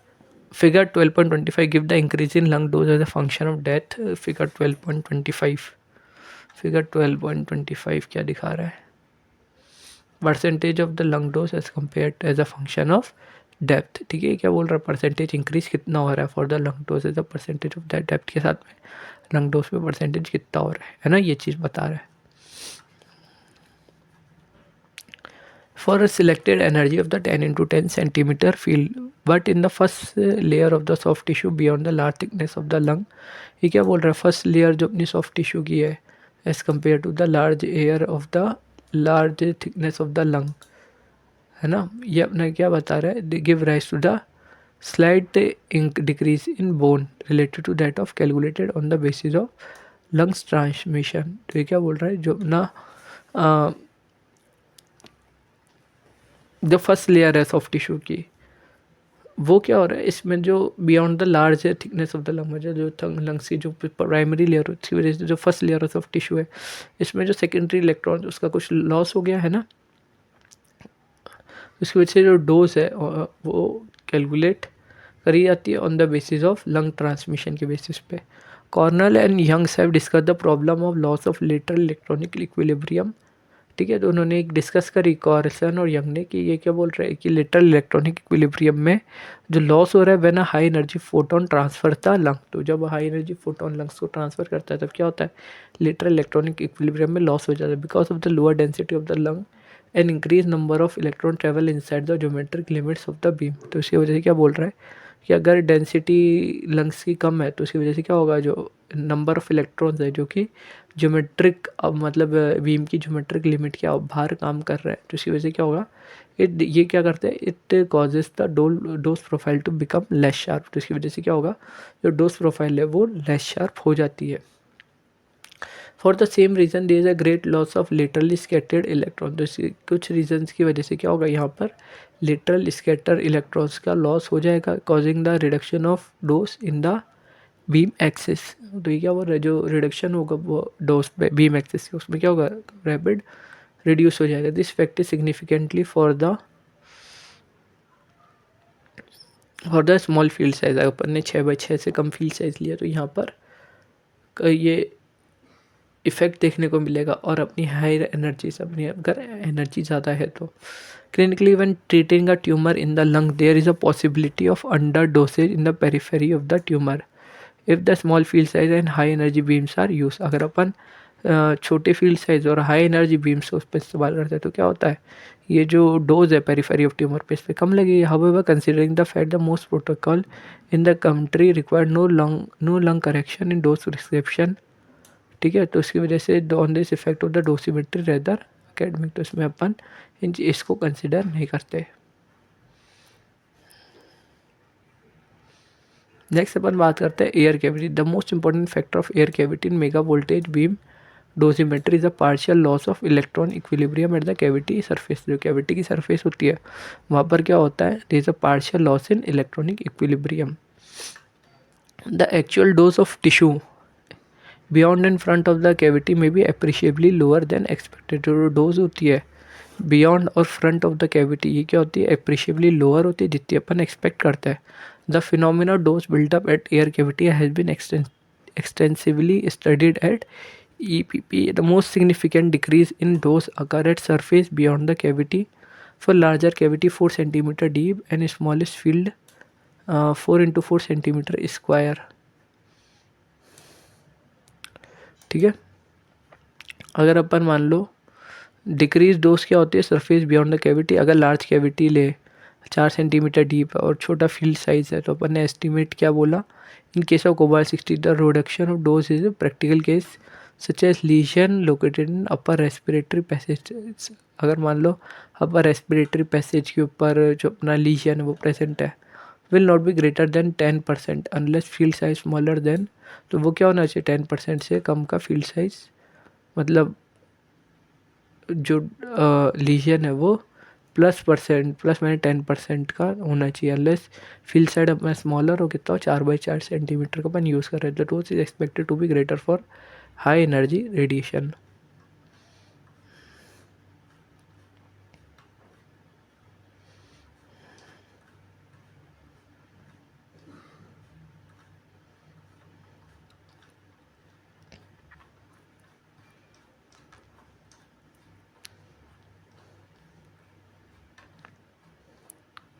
ठीक है, नेक्स्ट अपन बात करते हैं हमारा टॉपिक जिसका नाम है टिश्यू कंपेंसेशन का।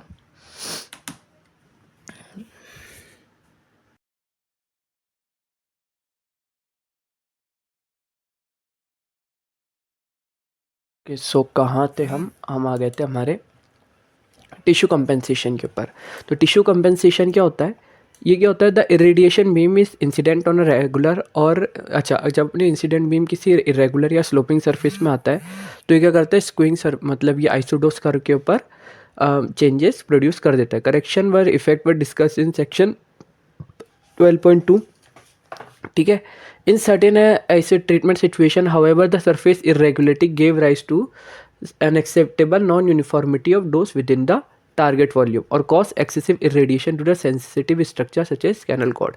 अगर अपन सरफेस इरेगुलरिटी की वजह से क्या होता है कि अपने जो डोज के उसमें नॉन यूनिफॉर्मिटी आ जाती है और ये क्या करता है, एक्सेसिव रेडिएशन मतलब जो सेंसिटिव टिश्यू है, सेंसिटिव स्ट्रक्चर जैसे स्पाइनल कॉर्ड उन पे ज़्यादा सेंसिटिव एक्सेसिव रेडिएशन आ जाता है। Many technique has been devised to overcome this problem, including the use of wedge field or multiple field in addition to the bolus material or compensator। ठीक है, तो क्या बोला, कुछ टेक्निक्स इसको मतलब करी गई टू ओवरकम दिस प्रॉब्लम, और इसके अंदर क्या गया तो वेज फील्ड या फिर मल्टीपल फील्ड टेक्निक्स का अपन ने यूज़ करना स्टार्ट करा और अपने क्या करा, एडिशन बोलस मटेरियल या कंपेंसेटर, ठीक है, कंपेंसेटर या बोलस मटेरियल्स का भी अपन ने इस्तेमाल करना स्टार्ट कर दिया। Areas have been smaller thickness of tissue can be blocked by few treatment to reduce dose in this areas. तो अपन ने क्या करा, जैसे अगर मान लो ऐसे एरिया से जहाँ पे टिश्यू की मतलब बहुत ही कम थिकनेस है तो उसकी वजह से उसको कुछ ट्रीटमेंट्स के लिए ब्लॉक करना भी स्टार्ट कर दिया। बोलस एक टिश्यू इक्विवेलेंट मटेरियल जिसको अपन डायरेक्टली स्किन सरफेस के ऊपर प्लेस कर सकते हैं without even out the irregularity contours of patient to present a flat space normal to the beam. तो क्या है कि ताकि अगर मान लो जो इरेगुलरिटी है, जो अपन ने डोज में जो इरेगुलरिटी आ रही है उसको अपन काउंटर कर सके, वहाँ पे बोलस मटेरियल लगा सके। The use of bolus should be distinguish from that of bolus layer which is enough to provide adequate dose buildup over the skin surface. तो अपन ने क्या करा, इसको बोलस लेयर से, बोलस का जो बोलस लेयर होती है उससे फ़र्क है, ये क्या करता है, जो adequate dose buildup is over the skin surface, मतलब स्किन सरफेस के ऊपर डोज बिल्डअप प्रोवाइड कराता है। The latter should be term as buildup bolus, ठीक है, तो उसमें क्या नाम रखा गया, बिल्डअप बोलस रखा गया। Placing bolus directly on the surface is satisfactory for ortho voltage radiation, ठीक है, ये क्या होता है कि स्किन सरफेस के ऊपर रखा जाता है, but for the high energy beam result in a loss of skin sparing advantage.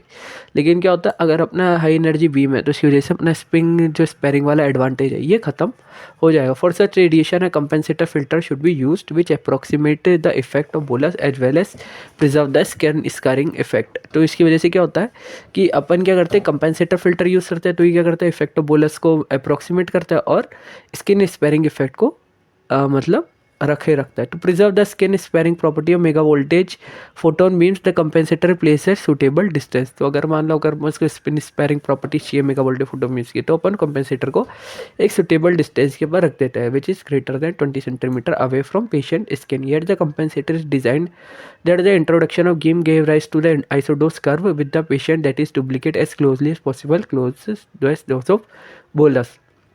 फिर डिज़ाइन ऑफ कंपेंसेटर, तो डिज़ाइन क्या होती है कंपेंसेटर में, तो ये फिगर 12.26 से क्या बता रहा है कि जहाँ पे मान लो टिश्यू की कमी है, देखो यहाँ जैसे यहाँ पे टिश्यू की कमी है ना, तो यहाँ पे टिश्यूज़ की कमी होने की वजह से अपन ने क्या ऐसी शेप का एक बोलस लगा दिया है ना। यहाँ पर अगर मान लो टिश्यूज़ की कमी हो रही है तो यहाँ पर अपन ने एक बोलस लगा दिया सफिशिएंट डिस्टेंस के ऊपर। यहाँ पे अगर कमी हो रही है तो यहाँ पर अपन ने बोलस लगा दिया ये।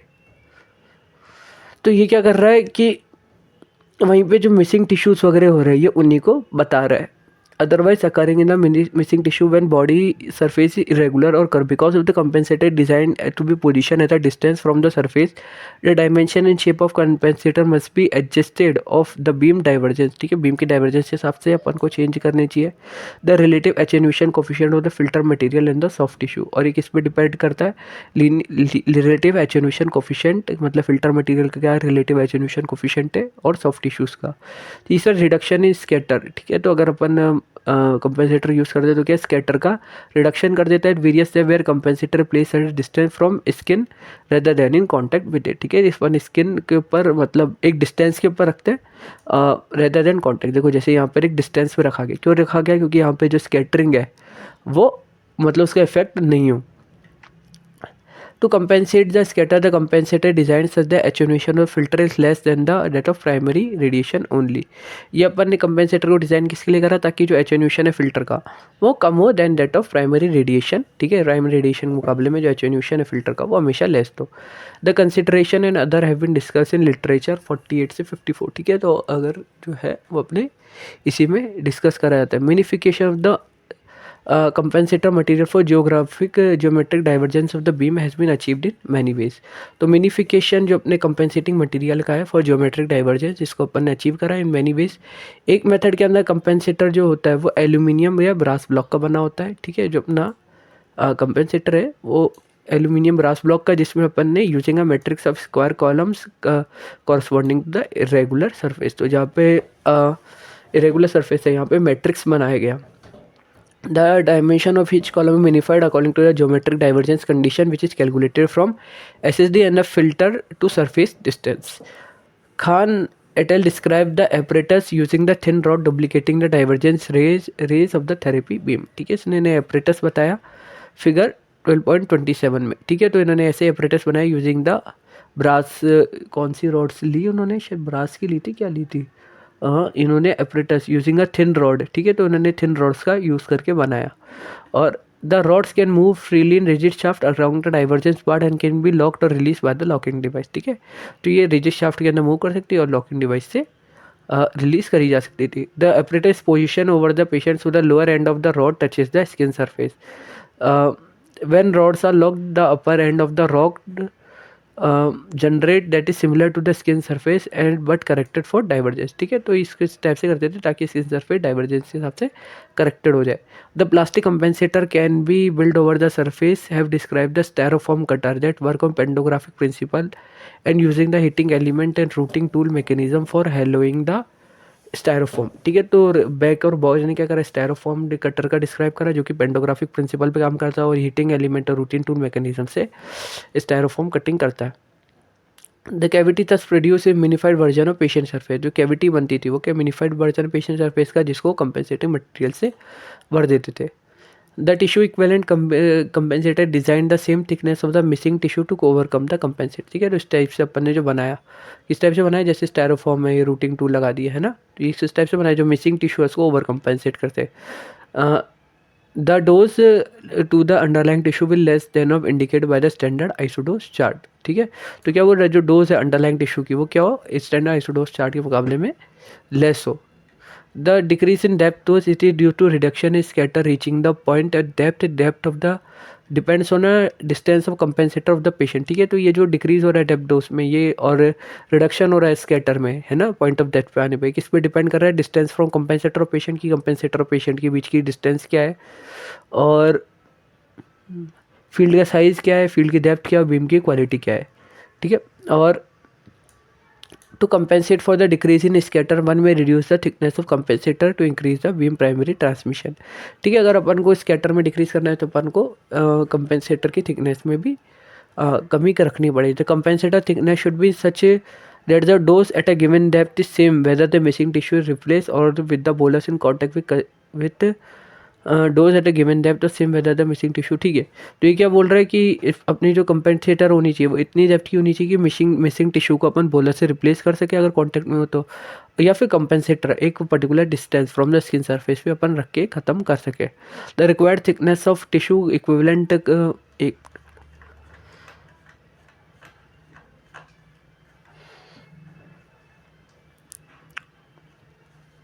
ठीक है। The compensator thickness with the bolus से contact with compensator given surface to the skin surface, the required thickness along the rewind by the mixture, अच्छा डेंसिटी रेशियो थिकनेस रेशियो। ये क्या बोलता है कि tissue equivalent material with compensator along the missing tissue, ठीक है। मतलब एक तो वो टिश्यू विथ कंपेंसेटर वाला और मिसिंग टिश्यू वाला, मतलब जो है विदाउट कंपेंसेटर वाला, उन दोनों का अगर अपन रेशियो लेता है तो वो डेंसिटी रेशियो या थिकनेस रेशियो कहलाता है। Figure 12.9 show the thickness ratio tau as a function of compensator to the surface distance d. Tau is unity at the surface and decrease at d increase, ठीक है। Depth की d के decrease होने पे tau क्या होता है, unity होता है।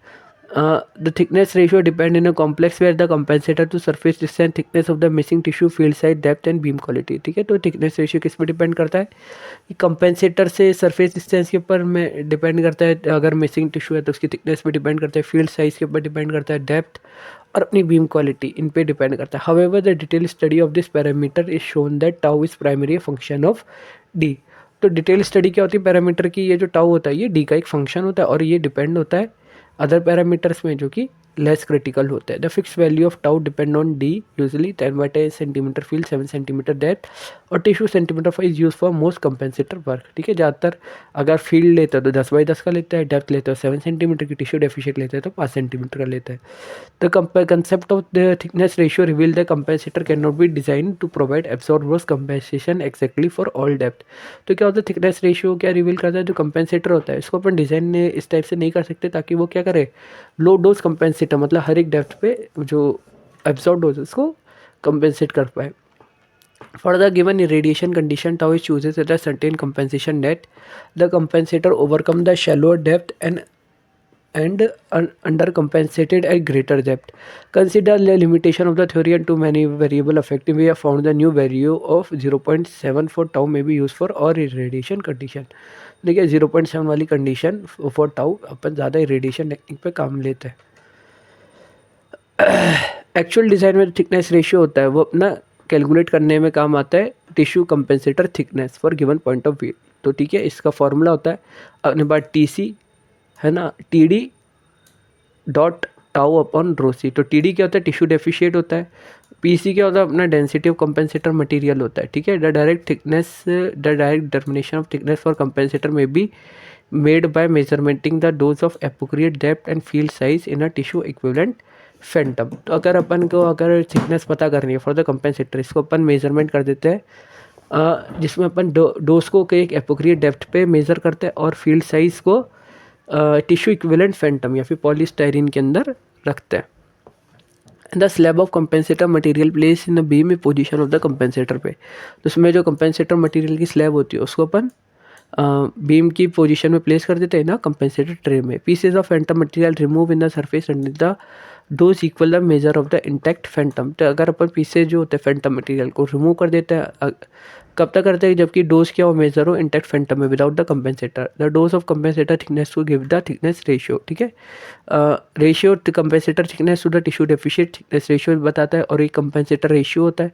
ये भी अपन लिटरेचर में कई बार यूज़ करते हैं, तो कंपेंसेटर थिकनेस को बताने के काम में आते हैं। Define as the ratio missing tissue thickness to the compensator thickness necessary to give dose for the given field size and depth. तो ये क्या होता है, एक रेशियो होता है कितना मिसिंग टिश्यू है कंपेंसेटर में और कितना नहीं कि कितना मिसिंग टिश्यू की थिकनेस है टू द मतलब कंपेंसेटर की कितनी थिकनेस जो कि पर्टिकुलर फील्ड और साइज डेप्थ देने के लिए चाहिए। तो concept of C R thickness ratio मतलब सेम ही है, एक्सेप्ट इसमें दो क्वांटिटीज़ क्या एक दूसरे की रिवर्स है और कुछ भी नहीं है।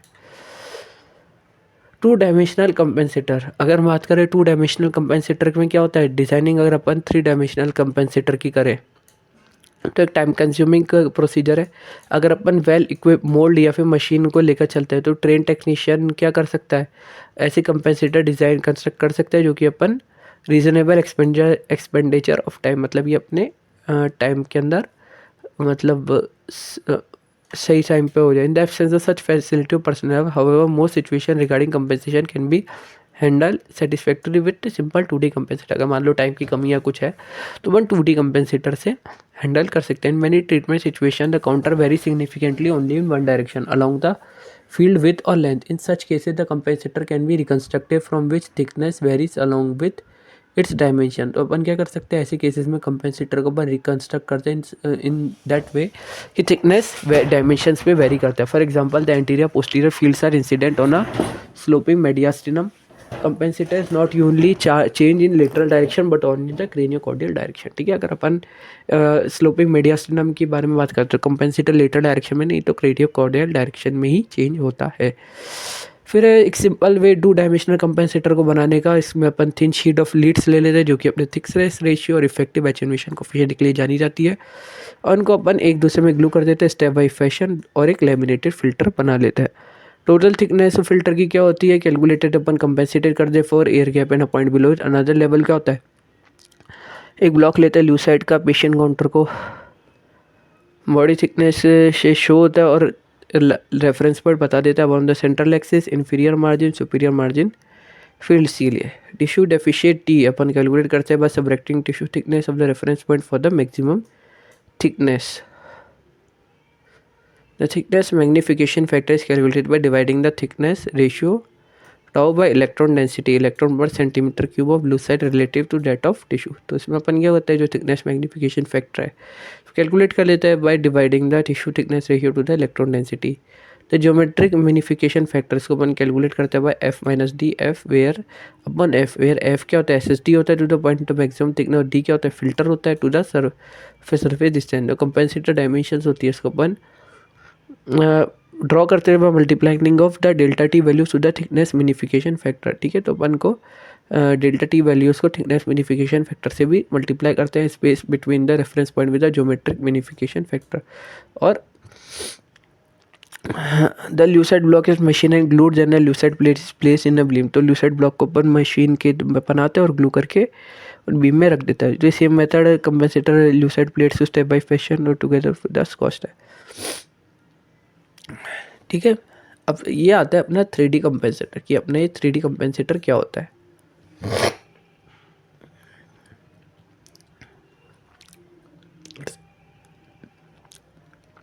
थ्री डी कंपेंसेशन में क्या आता है, जो अपना 3D कंपेंसेटर होता है ये एक ऐसा मैकेनिकल डिवाइस होता है जो कि मेजर करता है टिश्यू डेफिशिएंट को, जो कि प्रेजेंट होता है फील्ड में both transverse and longitudinal body cross section में। ठीक है, तो ये ट्रांसफर लॉन्गिट्यूडनल दोनों बॉडी क्रॉस सेक्शन में प्रेजेंट होता है।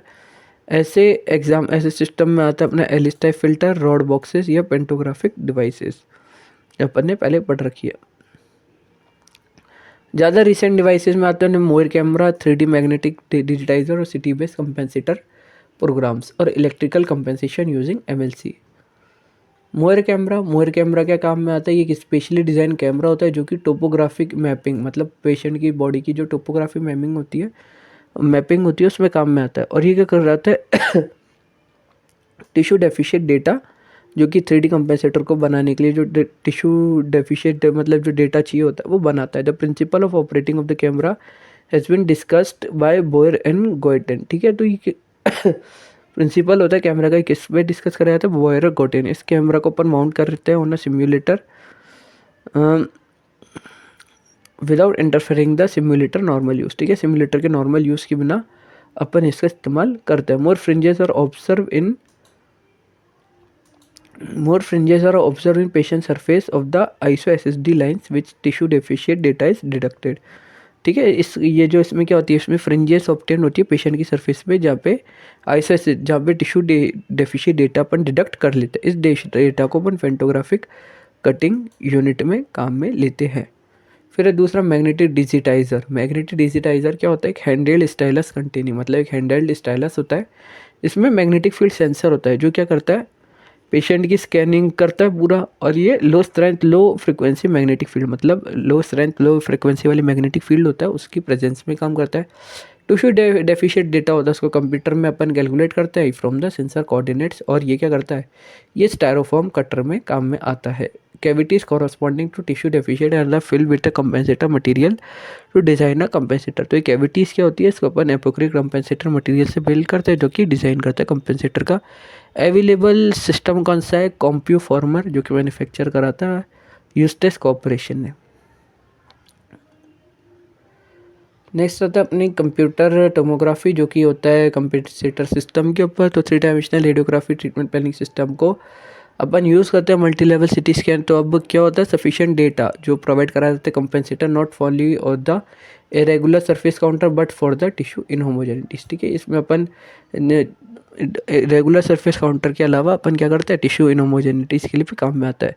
Is a commercial system they provide equipment for designing of the compensator filter. ये कैसे होते हैं, ऐसे कमर्शियल सिस्टम होता है जो कि कंपेंसेटिव फिल्टर की डिजाइन करने में काम में आता है। Example compuformer. ठीक है, ये सिस्टम क्या करता है, एक्सट्रैक्ट करता है tissue deficient data from city scans. ये जो सिटी स्कैन्स में जो टिश्यू डेफिशिएंट डेटा है उसको एक्सट्रैक्ट करता है, और ये क्या करता है, ये यूज़ करता है for the styrofoam mould using a computer controlled milling machine. ये क्या करता है, स्टायरोफॉर्म मोल्ड को कट करने के काम में आता है using a computer controlled milling machine.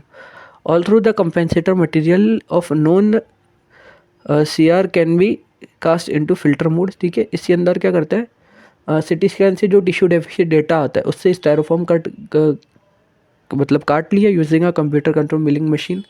तो कंपेंसेटर मटेरियल क्या होता है, इसको अपन फिल्टर मोड्स में कास्ट कर लेते हैं, लेकिन अपन क्या करते हैं, medium density materials rather than heavy material. Cerrobend जैसे हैवी मटेरियल है, उसके अलावा अपने मीडियम डेंसिटी मटेरियल्स का इस्तेमाल करना सही रखता है। मेन रीज़न क्या है, ये क्या करता है, एरर को मिनिमाइज़ करता है फॉर डोज डिस्ट्रीब्यूशन और स्मॉल एरर्स जो कि कट करने के काम में आते हैं को मिनिमाइज़ करता है।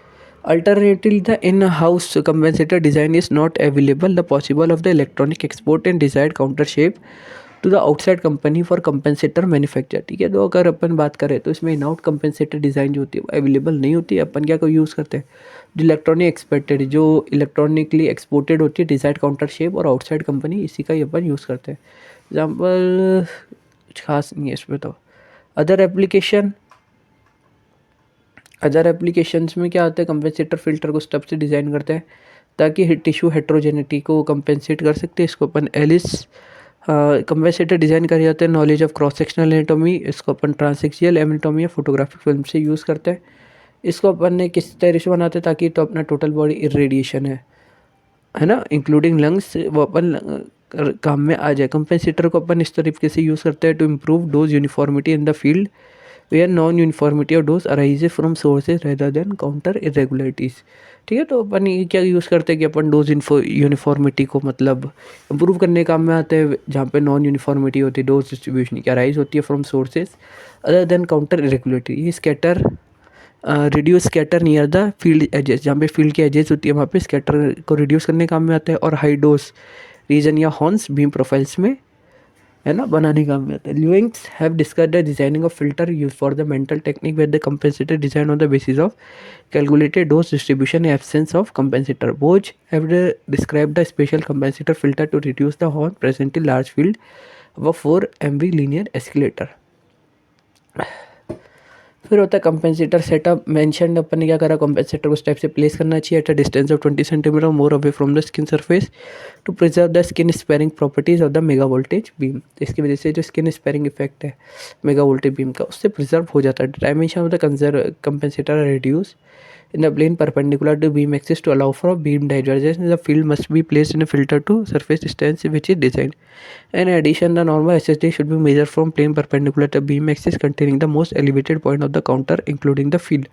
For isocentric treatment, it is most convenient to use field dimension including the isocenter for compensator design. Accordingly, the depth of isocenter measured at the left of most elevated point of the counter to be counted. ठीक है, तो ये अपनी simple चीज़ हो गई।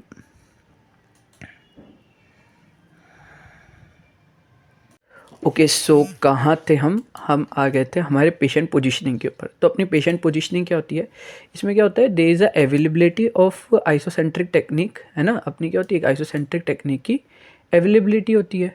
तो इसकी वजह से क्या होता है, एक सेकेंड, ठीक है। तो हम कहाँ थे, हम आ गए थे पेशेंट पोजीशनिंग के ऊपर। तो पेशेंट पोजीशनिंग क्या बोलती है, इसमें availability of treatment isocentric treatment machine, simulator, CT scan and computers has made it possible to achieve a high degree of precision in radiation therapy. However one of the weakest link in the treatment planning process the problem of patient positioning immobilisation. ठीक है, तो इसमें ज़्यादातर problem क्या होती है, तो treatment planning process में, और दूसरा क्या होता है भाई पेशेंट का पोजीशनिंग करने में और उसकी इमोबिलाइजेशन करने में। मतलब it is frequent observe that some treatment technique का करंटली प्रैक्टिस आर आउटडेटेड, है ना। इसमें क्या हो रही है, कुछ ट्रीटमेंट टेक्निक अपनी आउटडेटेड हो रही है और do not take advantage of the accuracy available for the modern equipments. और ये क्या हो रही है कि अपनी जो पुरानी मतलब अब एडवांटेज नहीं ले कर पा रही, और अवेलेबल भी मतलब मॉडर्न इक्विपमेंट्स के साथ सही काम नहीं कर पा रही। For example the treated is less, the patient is treated is in less than a stable position, are moved between different fields और set up primarily by the mark ink and tattooed on the skin surface. ठीक है, but in any experience observer knows these practice are prone to serious errors. ठीक है, तो अगर मान लो अपन patient की surface के ऊपर टैटू कर रही है तो इसकी वजह से जो एरर्स होने के चांसेस होते हैं। Skin marks are vulnerable to variation in skin sag and body position in treatment table. तो अपनी स्किन के मार्क्स जो होता है, क्यों आपको पता है स्किन के अंदर अलग अलग फोल्ड्स होता है, अगर मान लो कुछ फोल्ड्स में ऊपर नीचे हो गए तो ये बहुत रिस्की प्रोसेस है। The problem of precise positioning and mobilisation has been addressed by the number of investigation include recent views of Bolton, resting and Watersack, but the problem still in area of variance in actual treatment. The following areas are represented on focus treatment on this important area and some offer guidelines to precise patient positioning. General guidelines, treatment कैसा होना चाहिए अपना, आइसोसेंट्रिकली होना चाहिए। ठीक है, the main advantage क्या आइसोसेंट्रिक technique का ओवर एसएसडी टेक्निक, तो पेशेंट क्या होता है is not move between field. ठीक है, तो इसमें क्या होना चाहिए कि जो पेशेंट है वो मूव नहीं करे। ठीक है, once the isocentre is position accurately with in the patient, the remaining field are arrange simply by gantry rotation और काउच मूवमेंट। अगर अपना आइसोसेंटर एक बार पोजीशन मतलब वो एक्यूरेटली हो गया पेशेंट की वजह से, तो बाकी बचे फील्ड अपन गैंट्री रोटेशन या काउच मूवमेंट से अरेंज कर सकते हैं। Not by displacing patient relative to couch, बिना पेशेंट को काउच के रिस्पेक्टिव में हिलाए। To accurate define patient positioning, thick pad और mattress should not be used on the simulated table और ट्रीटमेंट टेबल। ठीक है, अगर अपन को पेशेंट पोजीशनिंग को डिफाइन करना है तो अपन को जो बड़े बेड से मैट्रेस है उसको अपन सिम्युलेटर टेबल या ट्रीटमेंट टेबल पे नहीं रखना चाहिए। It is essential for accurate measurement of setup parameter as well as reproducibility. ठीक है, तो ये अपने सेटअप पैरामीटर्स और रिप्रोड्यूसिबिलिटी के लिए एसेंशियल है। For head and neck treatment flexible head rest such as pillows and sponge should be avoided. ठीक है, तो अगर अपन हेड और नेक का ट्रीटमेंट कर रहे हैं तो अपने जो पिलोज या स्पॉन्जेस होते हैं इनको अवॉइड करना चाहिए। तो हेड का जो रेस्ट है वो रिजिड सरफेस पे होना चाहिए, such as block of hard styrofoam और अ प्लास्टिक नेक सपोर्ट। ठीक है, या तो हार्ड स्टायरोफॉर्म का ब्लॉक हो या फिर हेड नेक सपोर्ट हो। Many method head immobilisation are available such as Aquaplast, partial body cast bites block और नोज ब्रिजेस, हेड क्लैम्प और simple masking type. The choice of the devices will depend on localisation of treatment field. तो ये क्या होता है, इनकी ये जो डिवाइसेस है ये डिपेंड करती है कि ट्रीटमेंट फील्ड का लोकेशन कैसा है। As far as possible the patient should be treated in the supine position. मतलब क्या है कि पेशेंट को अपन हमेशा सुपाइन पोजीशन में ट्रीट करना चाहिए। The overhead sagittal laser line useful in aligning the sagittal axis of the patient with the axis of gantry rotation. तो ये क्या बोल रहा है, जो ओवरहेड सजाइटल लेजर लाइन है ये यूजफुल क्या करती है, अपने पेशेंट की जो सजाइटल एक्सिस है वो गैंट्री रोटेशन के एक्सिस में अलाइन करने में मदद करती है। मतलब ये लेजर लाइन से अपन पोजीशन की अलाइनमेंट करते हैं। For head and neck treatment the chin extension should be defined automatically. अगर अपन हेड और नेक का ट्रीटमेंट कर रहे हैं तो चिन एक्सटेंशन को अपन को ऑटोमेटिकली डिफाइन करना चाहिए। For example the distance between sternal नोच एंड चिन बोन। ठीक है, अगर अपना स्टर्न की नोच और चिन बोन है तो उसमें अपन को डिस्टेंस है, मतलब चिन का अपन को एक्सटेंड करके रखना चाहिए। This measurement should be accurate made after the head position has be establish on the basis of stability and field localisation. तो मेजरमेंट अपना पॉसिबल है आफ्टर द हेड पोजीशन, जब हेड पोजीशन अपनी लग जाए on the basis of stability and field localisation. During simulation as well as treatment the depth of isocentre should be defined by either the setup SSD. ठीक है, जो अपनी depth आइसोसेंटर की उसको अपन डिफाइन कर सकते हैं either bye setup SSD is measured anteriorly or posteriorly by setting the device between tabletop distance a lateral beam axis। ठीक है। तो अपन के सेटअप SSD होता है, इसको अपन table top distance lateral beam axis पे सेट कर देते हैं। लेज़र लाइट्स होती है वो यूज़ करती है फॉर दिस पर्पस इन, तो लेज़र लाइट्स को अपन फ्रिक्वेंटली चेक करते हैं फॉर अलाइनमेंट एक्यूरेसी, क्योंकि लाइट्स मतलब ये नोन होती है कि अपन एक्सपेंशन और कॉन्ट्रैक्शन ऑफ वॉल्स, मतलब ये जहाँ पे माउंटेड होती है तो यहाँ पर एक्सपेंशन और कॉन्ट्रैक्शन कर सकती है। Skin marks must not be relies on daily localisation on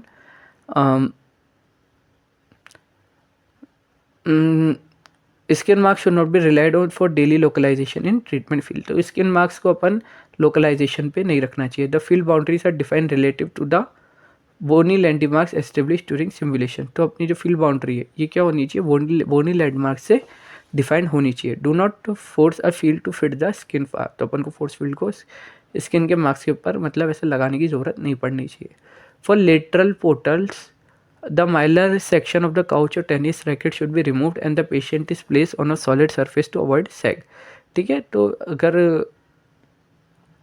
अपन को सॉलिड सरफेस के ऊपर पेशेंट को रखना चाहिए, this should be only with AP treatment where spring skin sparing will be achieve. ठीक है। अगर अपन इसके 4 फील्ड टेक्निक यूज़ करते हैं, तो अगर अपन को एक दिन में अगर 2 फील्ड यूज़ करते हैं in case of AP treatment, तो अपन को माइलर विंडो को AP और patient posterior setup SSD lateral fields को अपन फ्लैट टेबल टॉप पे रखना चाहिए using the table top distance to lateral beam axis. अगर 4 फील्ड को अपन ट्रीट कर रहे हैं एक दिन पर, तो पोस्टीरियर फील्ड को ट्रीटेड करना चाहिए using the rigid plexiglass section of the couch instead of mylar window. For AP treatment given by the mylar window and the window can be replaced by the plexiglass section for lateral treatment। ठीक है। तो अपन lateral treatment के लिए plexiglass use करते हैं और AP treatment के mylar window use कर सकते हैं।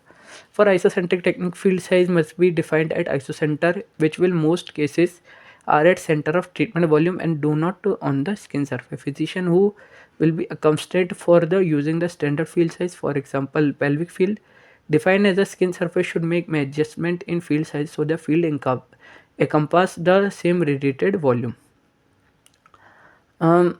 ठीक है। तो अपना फील्ड साइज भी आइसोसेंटर पे होना चाहिए। द इंस्टीट्यूशन है develop elaborated casting technique to immobilize patient during treatment. This require a well setup mold room as well as personalized training in mold technology. Some of these techniques have been shown to quite effective minimizing patient motion. However, patients are known to move within a cast, especially if it is not good or there is a chance for patient counter due to regression of tumor or weight loss. Detection of primary motion possible using the small dot of reflective tape on a patient with a pencil light of the photocell device. Laser localization device can also be used for this purpose। ठीक है। तो अपन patient motion को अगर अपन detect करना है तो अपन छोटे छोटे रिफ्लेक्टिव टेप्स को पेंसिल लाइट्स में मतलब फोटोसेल डिवाइस में लगाकर काम में ले सकते हैं। लेज़र लोकलाइजेशन इसमें काम में आता है। अगर पेशेंट में मोशन होता है तो ये क्या करेगा, अलार्म बना देगा। The motion detection system can calculate the patient position immobilization technique by monitoring the stability of patient position as well as effectiveness of the mobilisation.